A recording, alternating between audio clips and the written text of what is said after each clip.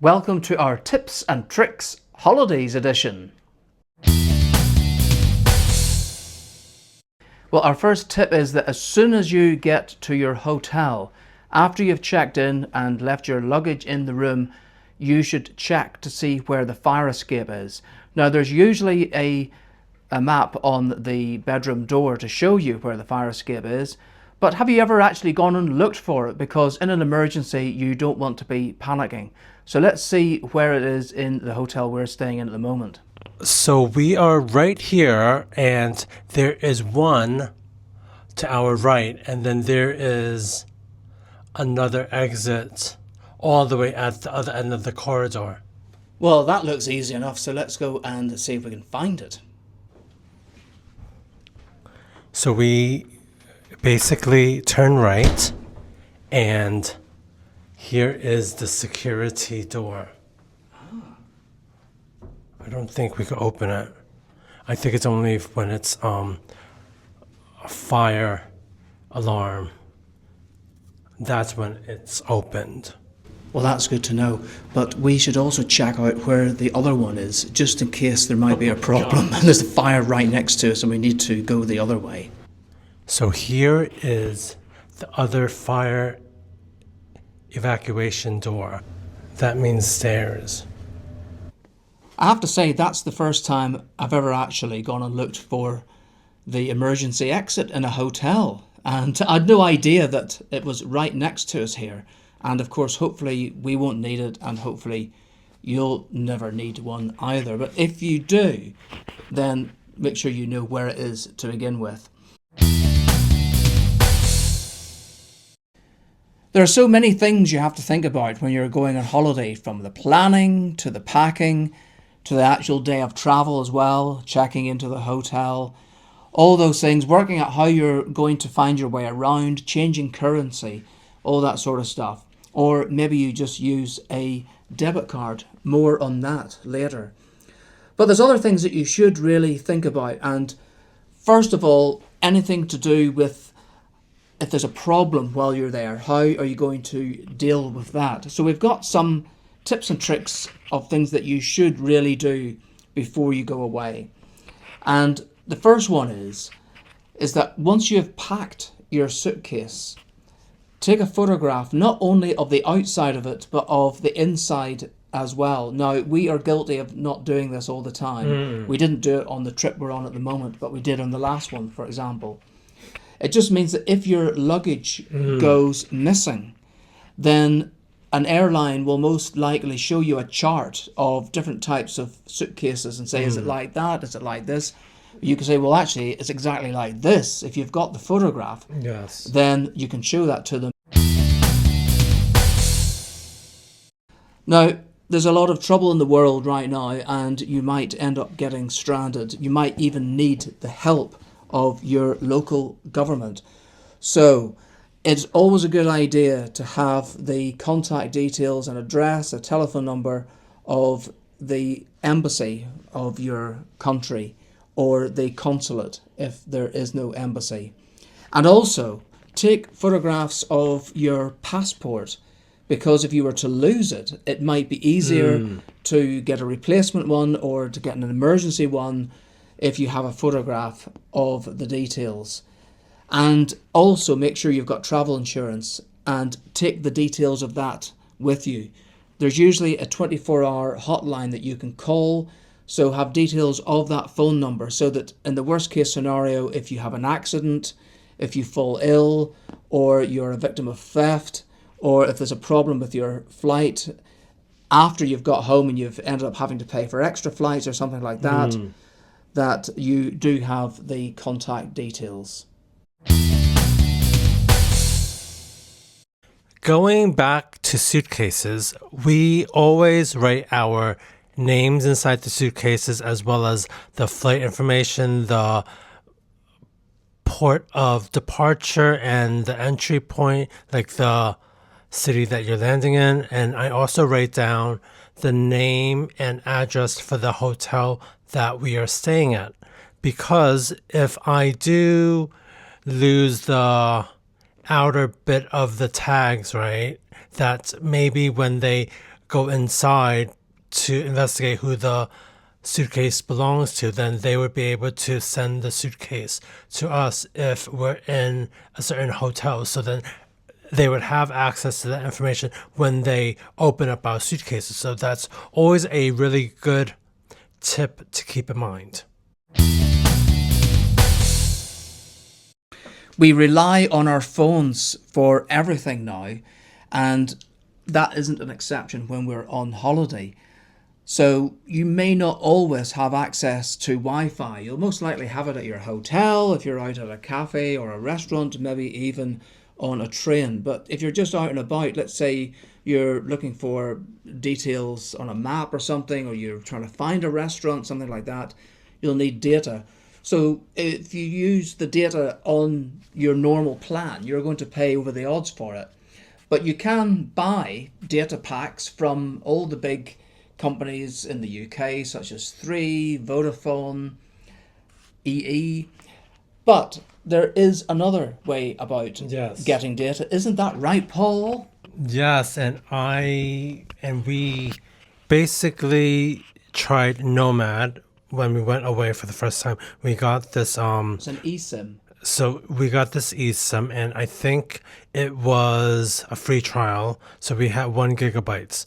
So I bought a 1 gigabyte a week before this current trip, and there was no way for me. So it kept stating for me to install it, and then it kept prompting me to activate it. And then I was a bit reluctant to do so at first. And then I Googled it to see what the harm was. So the idea is that you should install the eSIM, and basically it's an electronic SIM. So it's not a physical SIM card, it's something that you just download. And the idea is that you install it before you go, but then you only activate it when you want to start the data to arrive. So basically when you have arrived at your holiday. Now, I use an Android for my normal day-to-day use, and it worked absolutely fine. I installed it, and it didn't prompt me to activate it. So I activated it today, actually, because it's the first day of our trip at the moment. But Paul uses an iPhone, and you had a bit of trouble, didn't you? I'm livid that it activated mine, and then I thought, are you serious? So you wasted the whole week's data, basically. It runs out today. It runs out tomorrow. Yeah, but it's not valid for the whole week. That's the point. I'm very annoyed. Because you've already used it, if you like, without having actually benefited from it. So you've had to buy another one, haven't you? I didn't buy one yet because I was going to do so for this very reason, to demonstrate how easy it is to install it, but then how tricky it is to maybe defer it, because the wording is very misleading, because it wants you to activate it always, but then there's this toggle that you could do so on the eSIM bit, that you could turn it off for the time being. So I will be showing you that as well. Well, we'll come to that later. Well, still on the subject of phones, tell me about, and tell everyone about, an IMEI number and why that is important. So this is the number you would need to provide the police authorities if your phone gets stolen. And this is also the number that you would need because it identifies your particular phone and model. Like I just said, you would need it to file a police report and also to claim on any insurance that you might have, such as from travel insurance or from mobile phone insurance. They would need to know this information, and it is pretty easy to access it on your Android and iPhone.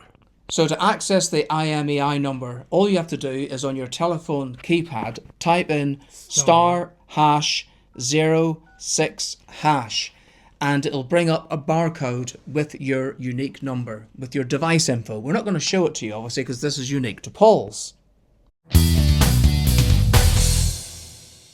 So as well as there being charges on phones while you're away, there's also charges on credit cards, but we have a tip and trick of how to get around that, because there are some cards that will not charge you a foreign currency transaction fee.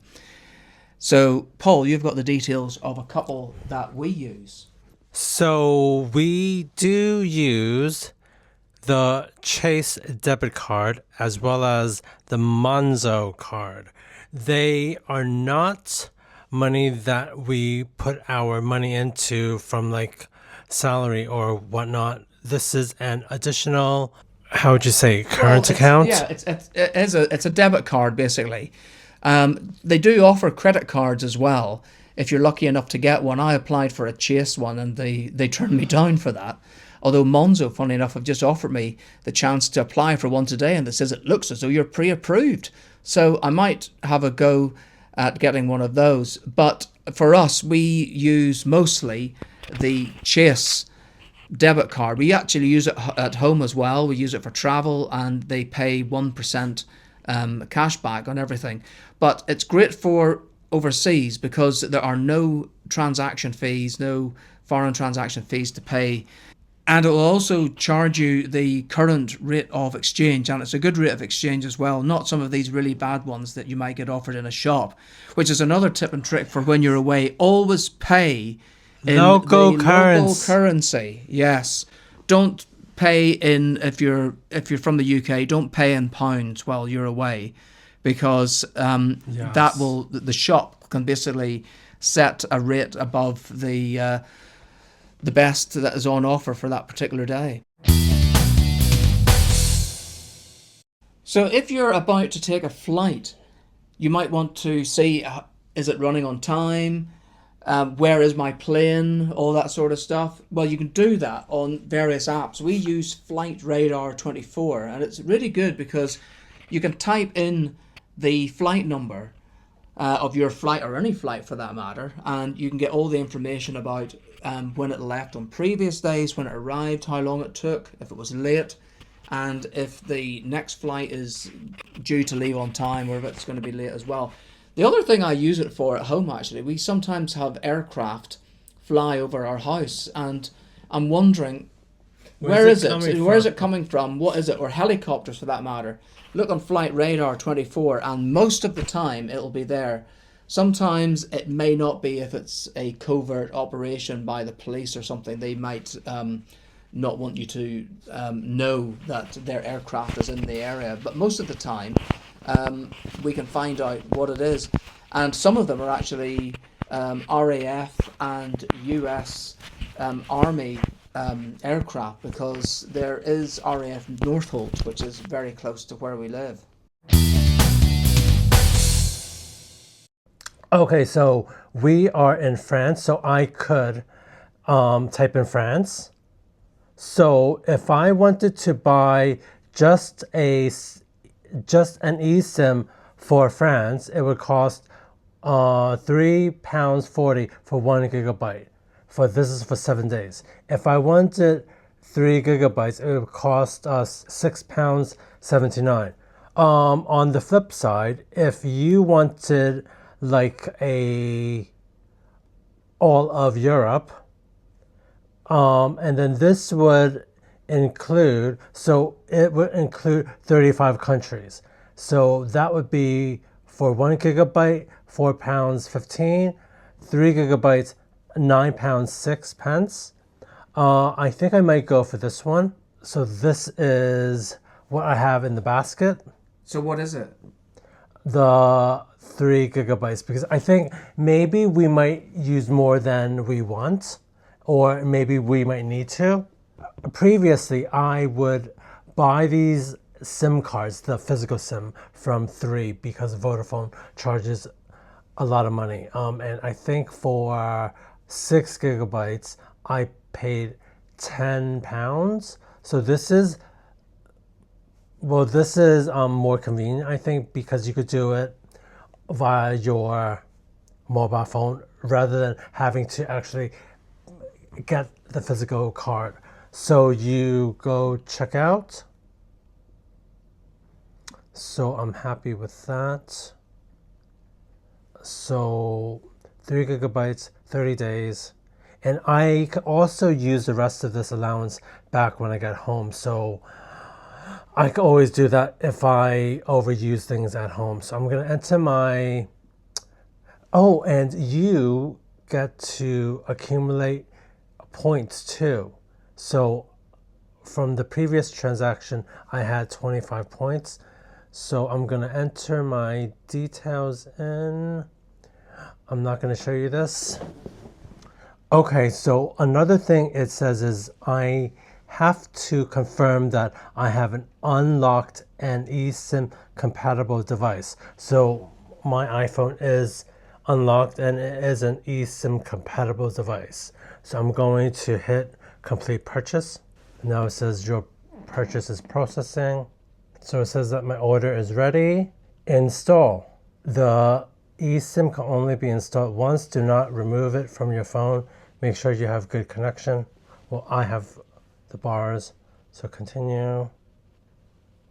So I normally hit the install eSIM now. This is where I went wrong. I think if I don't want to do it just now, I hit don't allow. So when I go into my eSIM, so when I go into mobile data, mobile service, so this is the one that I paid for. Did you call it activate it by mistake? Yes. Ah, right, okay.